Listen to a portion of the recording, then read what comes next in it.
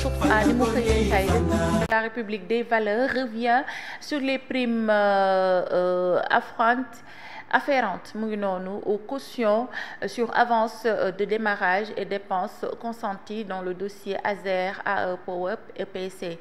Un tas de lourdes charges mu ngi noonu la ko daal di duppee moom journal bi. Mën nga ko liiree nag tas Thierno Alassane Sall, mën nga ko liiree aussi tas waaye itam moom la nga xamante ne wax na ko rek mooy le MFB sait pertinemment que les primes afférentes aux cautions sur avance de démarrage et dépenses consenties ont été payées en violation de la réglementation en vigueur. Ba léegi journal bi mi ngi wax pas moins de 6 virements concernés. Ces paiements ont été effectués entre 14 et 20 juin pour un montant total de 7 743 293 euros, soit 5 milliards 81 millions 235 314. Ba léegi rek les détails de virement sont étalés entre le 14/6/2024, le 14/6/2024, le 14/6/2024, le 20/6/2024, le 26/2024 et puis le 26/2024. Donc détail virement yaa ngi noonu journal bi daal di xëy fësal. Moom source a ba tey mi ngi wax ci plan d'urgence contre les inondations et l'avancée de la mer. BDF délivre la bonne parole, maanaam kaddu gi nga xamante ni rek moo ngi jëm ci bientôt noonu la ko wax ci lu dul yàgg ci bés yi néew. Nous aurons un plan d'urgence pour les 5 prochaines années sur lequel le ministre de l'Assainissement va communiquer, a annoncé le chef de l'État. Parmi ces mesures, Bassirou Diomaye Diakhar Faye, avec l'impact des changements climatiques, le phénomène des inondations, comme partout ailleurs dans le monde, n'est pas prêt de s'arrêter. Moom président de la République loolu la wax ndax dafa laal àdduna sépp, donc du léegi lay mën a daal di taxaw phénomène inondation bi ndax changement climatique yi ba léegi ministère de l'environnement met en œuvre un programme de digue le long de toute la façade maritime de Thiaroye et Bargny à Mbao, mais aussi jusqu'à Mbour, Joal et Palmarin. Donc loolee lépp ay coppite yoo xamante ni la bëgg nañ koo indi teg ko surtout ci ñi nga xamante ni rek ñoom la houle bi sonal trop. Waa Thiaroye sur Mer sonn nañ trop parce que houle bi dafa ñëw fekk si leen, donc nangu seen kër yi def fa ay dégâts. En tout cas président de la République moom journal bi mi ngi fësal ni demoon na au chevet des sinistrés. Rapport d'exécution budgétaire du deuxième trimestre de l'année 2025. Cheikh Diba lisse son CV brûlé par l'opposition. Ma ngi koy raayal di ko jékki-jékkal moom Cheikh Diba. Journal bi loolu la xëy wax, nee na le ministère des Finances mu ngi xamle rek ni 4774,1 milliards de francs CFA de ressources mobilisées en juin, des recettes fixées à 263,3 milliards de francs CFA en juin sur un objectif annuel de 4668,9 milliards. Mu ngi wax itam moom journal bi 588,3 milliards de francs CFA de bénéfices budgétaires sur un objectif annuel de 1695,9 milliards de francs CFA. Pape Malick Ndour, moom ex-ministre la sous Macky Sall, mu ngi wax rek ne la masse salariale expose au moment où le gouvernement justifie son inaction par l'absence de marge budgétaire. Moom mi ngi koy wax seul 11,9 milliards ont été dépensés pour l'investissement public, 27 milliards consommés chaque mois pour le fonctionnement de l'État. Thierno Bocoum moom ma ngay wax ni l'État s'endette massivement sur le marché financier à des conditions coûteuses, mobilisant 1677 milliards, soit 74,6% des ressources de trésorerie. Bougane Gueye Dany mu ngi wax ni le gouvernement vient d'afficher une croissance sur le papier, mais elle repose sur du vent. Loolu la daal di xëy fësal moom mi journal bii di source a jëm ci rapport d'exécution budgétaire deuxième trimestre année 2025. Ba léegi journal bi mu ngi xëy ci district sanitaire de Koungheul 1700 cas de paludisme enregistrés.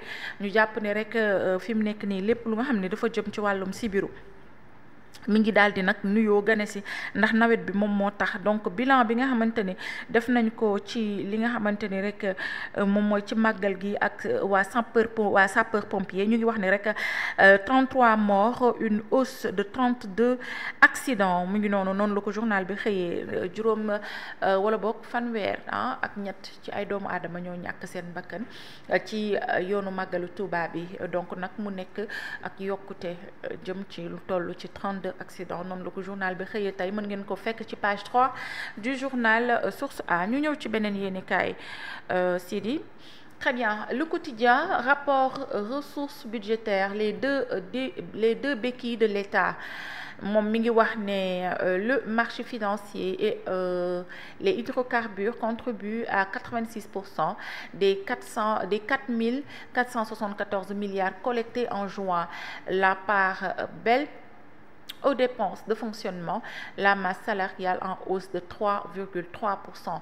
moom loolu le journal bi daal di xëy fësal maanaam li nga xamante ni mooy masse salariale bi moom moo gën a yokku boo dee xool ci budget bi ak le fonctionnement de l'État ba léegi journal bi di le quotidien loolu la xëyee ñu ñëw ci beneen yéenekaay ndax TAS mi ngi def ay révélation jëm ci 5 milliards de virements yi ba tey ci le quotidien de Madiambal Diagne ñu ñëw ci Walf Quotidien mu ngi wax perte de la société d'électricité, les prévisions alarmantes de l'I-Aquilée. Si rien n'est fait, Sénélec risque de perdre 2150 milliards donc mu doon loo xamante ni war nañu ci bàyyi xel di ngeen ko fekk ci page 3 bu journal bi di Walfadjri ba léegi Walf mi ngi wax rapport d'exécution budgétaire au deuxième trimestre 2025. L'État vit au-dessus de ses moyens, hausse de 22,9 milliards de la masse salariale, les charges de la dette chiffrées de 501,1 milliards de francs CFA, les dépenses des institutions cachées mu ngi ci page 5 journal bi mu ngi xamle rek ni ba léegi masse salariale bi dafa yokku bor yi tamit dafa nekk loo xamante ni dafa chiffré toll na ci 501,1 milliards ba tey nee na nag am na ay dépenses yoo xamante ni dañu koo nëbb loolu le journal bi daal di xëy fësal mi ngi wax itam ci li nga xamante ni mooy visite aux sinistrés des inondations. Diomaye le pied dans l'eau loolu la wax les pieds dans l'eau dugg na ci ndox mi xuus bokk ak gaay naqar yi waaye itam daal di leen di wax li nga xamante ni moom mooy ay plan d'urgence peut-être yoo xam ne dinañ ko teg jëm ci jàppale ñi nga xam ne ñoo dëkk foo xamante ni ndox mi dafay daal di ñëw. ñu dem si beneen yéenekaay ginnaaw Walf Quotidien Sidi. On a enquête dossier inondation au Sénégal, un mal endémique noonu la ko tuddee Parcelles Assainies, Yoff, Mbour, Saint-Louis. Les populations trinquent. Le chef de l'État annonce les restructurations des quartiers vulnérables.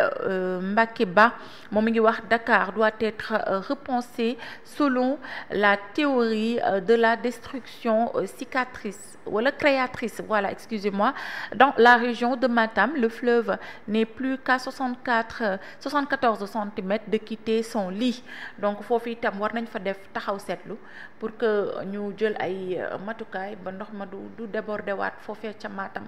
74 jege na lool pour mu daal di déborder dugg ci biir kër yi. ñu dem ci beneen yéenekaay ginnaaw enquête. Il y a les échos moom ci rapport bi la gën a xëy fësal rapport bi moom nee na l'administration boit trop, mange trop, consomme trop ba léegi administration bi wax na ni appui budgétaire 0 francs donc 19 milliards sur 240 milliards attendus, investissement 11,9 milliards, la masse salariale explose, facture d'eau 19 milliards la ñu fay. Administration bi facture ndox 19 milliards la ñu fay moom les échos moo ko wax. Les dépenses de la présidence, de la primature, de l'Assemblée nationale disparaissent maanaam dépenses yi jugee ci présidence jugee ci primature ak Assemblée nationale moom kenn boolewu ko ci li nga xamante ni mooy rapport bi loolu journal les échos moom la xëy fësal. Remplacement de Barthélémy Diaz, tractations et manœuvres de haut vol de part et d'autres. Réunion du bureau municipal aujourd'hui pour fixer la date de l'élection.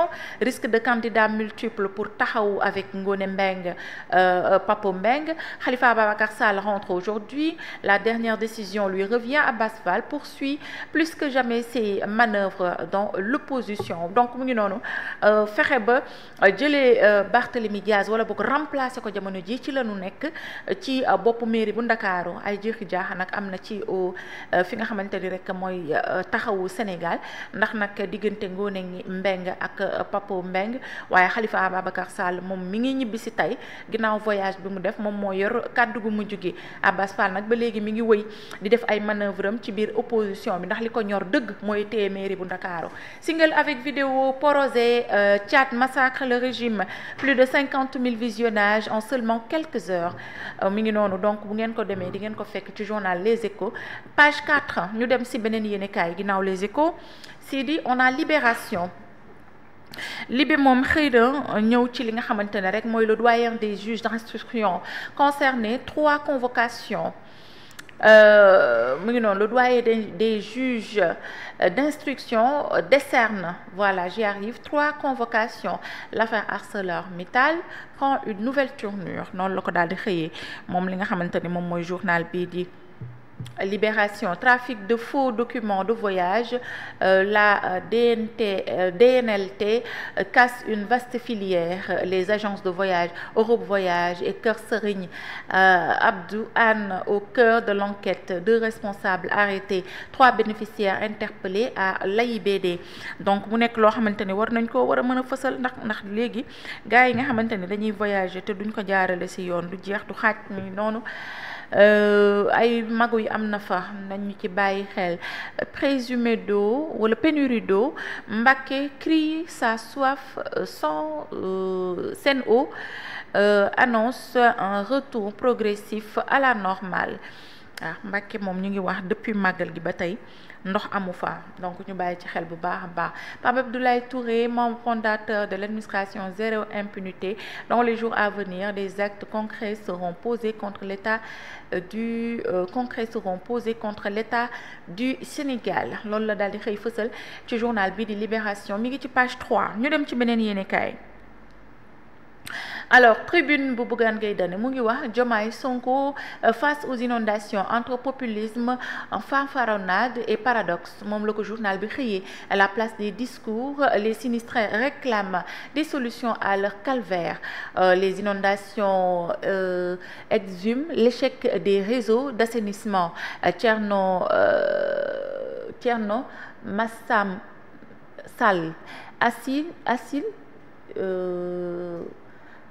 gisuma lii de la posture du ministre de l'hydraulique et à la comédie loolu la daal di xëy fësal. En tout cas liñ ci mën a jàpp ci xët bu njëkk bi moom moo di ñoom jàpp nañu ni coow li ñoom population yi soxlawuñu ko, discours yi soxlawuñu ko, li ñu gën a bëgg mooy ku leen dimbali ci calvaire bi nga xam ne ñu ngi koy dund.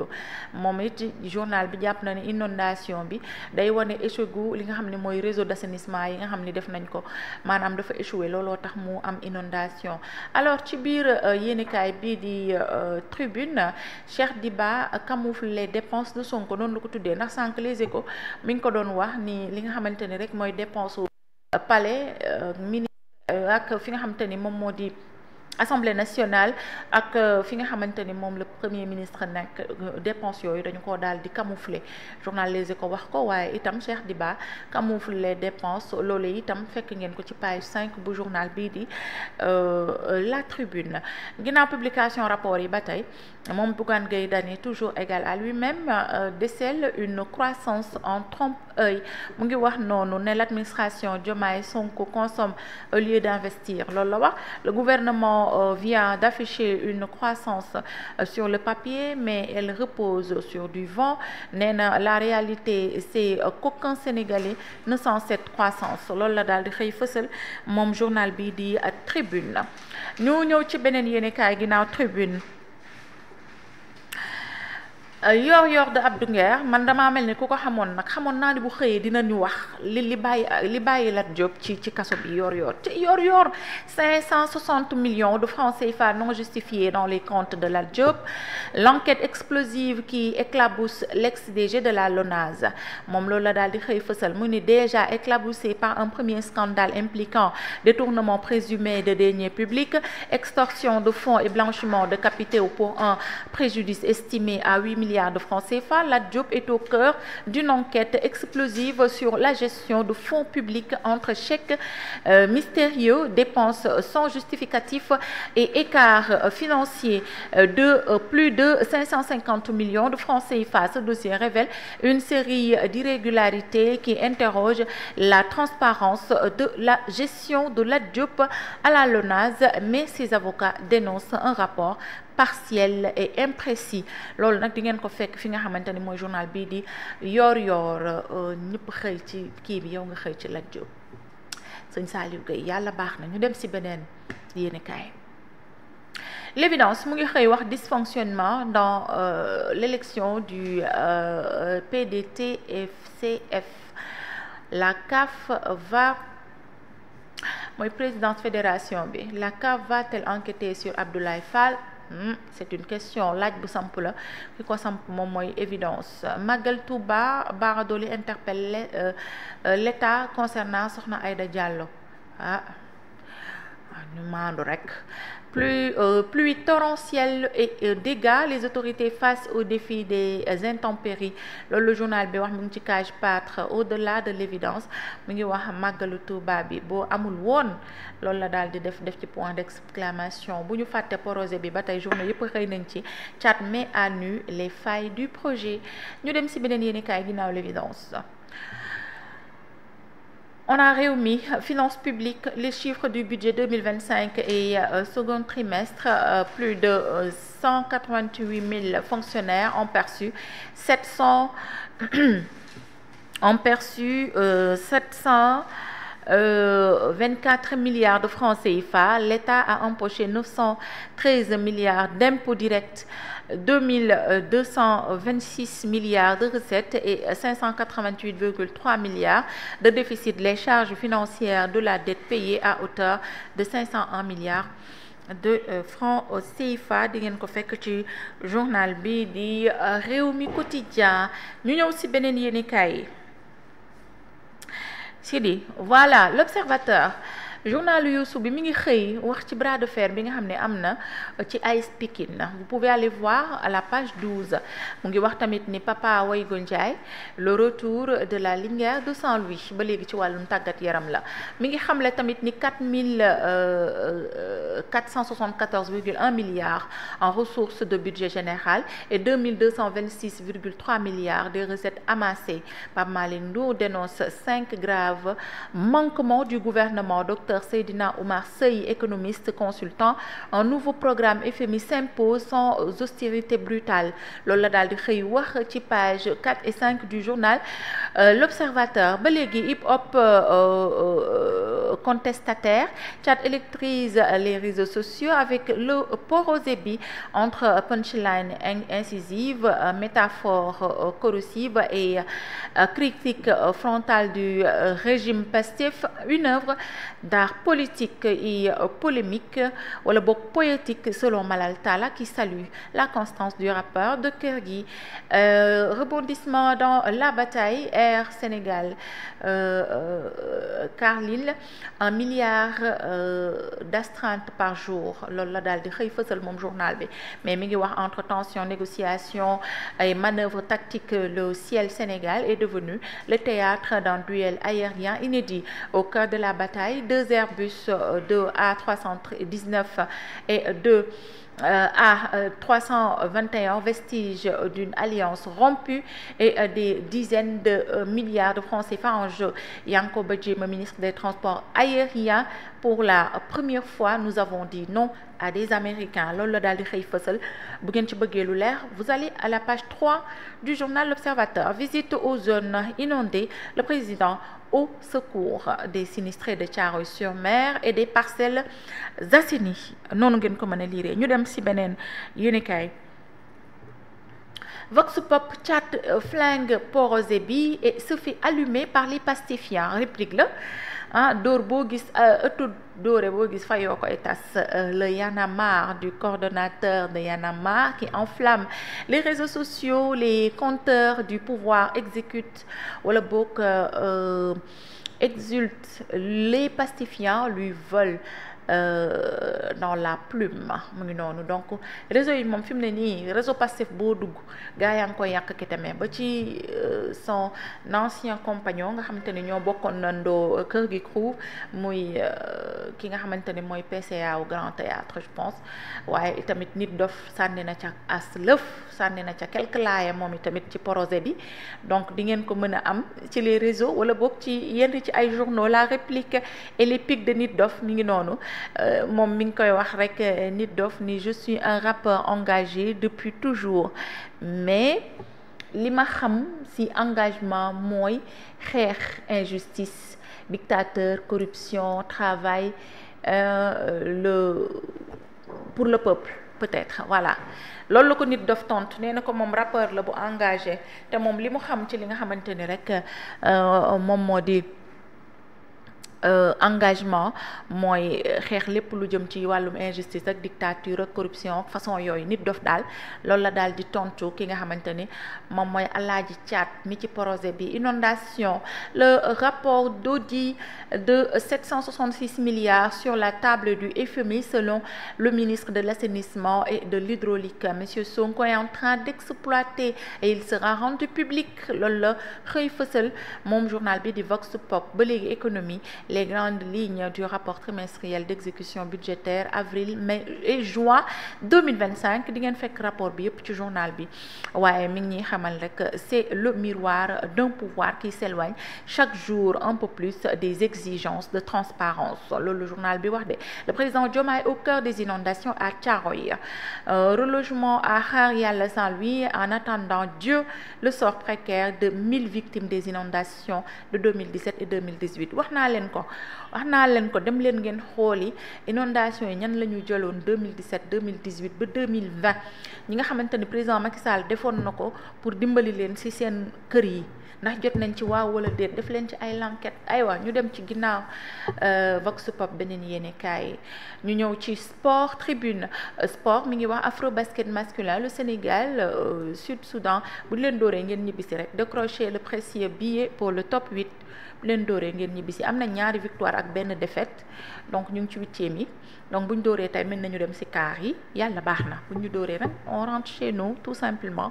Mais en tout cas vous avez un jeu messieurs vraiment à revoir. benn yoon laa leen seetaan te gaw ma ne dina ñaar. Votre jeu là ça m'inspire pas confiance. Cher grand frère, cher Seck, focus sur votre travail, la haine et le tribut de l'envie ou paix au mérite. Mbaye Jacques Diop du haut de la tribune. ñu ñëw ci beneen voilà. Rewmi Sport mu ngi wax Angleterre, Nicolas Jackson choisit son futur club. Afrobasket, le Sénégal renverse le Mali et affronte le Soudan du Sud en barrage. waaw. En attendant, Mali je pense que tey tamit day moom mooy njëkk a jouer Sénégal. Donc à vous de voir, est-ce que vous allez rentrer ou bien vous allez rester pour les quarts. Mi ngi noonu à 10h passé de 2 minutes li moo nekkoon l'ensemble des actualités émanant des journaux qui nous sont parvenus ce matin. L'avant-dernière partie de cette émission, c'est tout de suite.